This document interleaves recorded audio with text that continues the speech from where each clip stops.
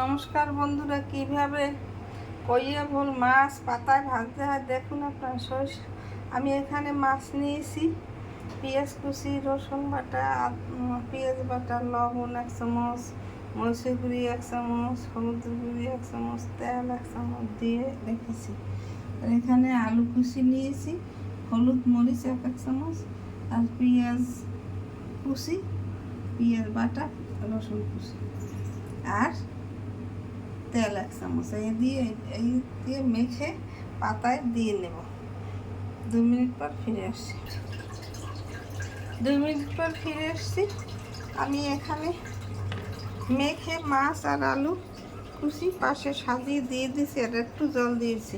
এখানে চুলা ধরিয়ে দিয়েছি। এখন চুলা দিয়ে দিলাম, ঢাকনা দিয়ে ঢেকে দেব। 2 মিনিট পর ফিরে আসছি। 2 মিনিট পর ফিরে আসছি, ঢাকনা খুলে দিলাম। আমার মাছ ভাজা থেকে জল বেরিয়েছে, একটু ঘুরিয়ে ঘুরিয়ে দিতে হবে এইভাবে। আর 2 মিনিট পর ফিরে আসছি, আবার ঢাকনা দিয়ে ঢেকে দেব।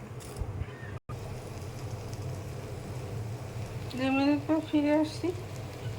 আমার মাছ ভাজার জল টেনে গেছে প্রায়, একটু পরেই ফিরিয়ে দেব। আবার 2 মিনিট পর ফিরে আমি 2 মিনিট পর ফিরে এসেছি। একটা থালে তুলে নিয়েছি। এখন এইভাবে আর একটা পাতা দিয়ে ঢেকে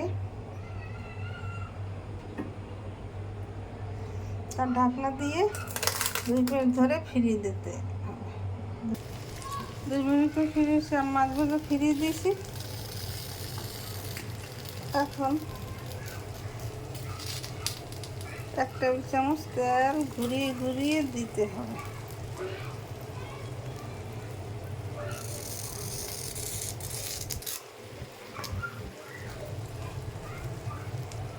একটু পরে নামিয়ে নিলেই আমার মাছ ভাজা রেডি হয়ে যাবে। আপনারা এইভাবে ঘরে তৈরি করে খেয়ে দেখবেন, খেতে অনেক সুস্বাদু লাগবে।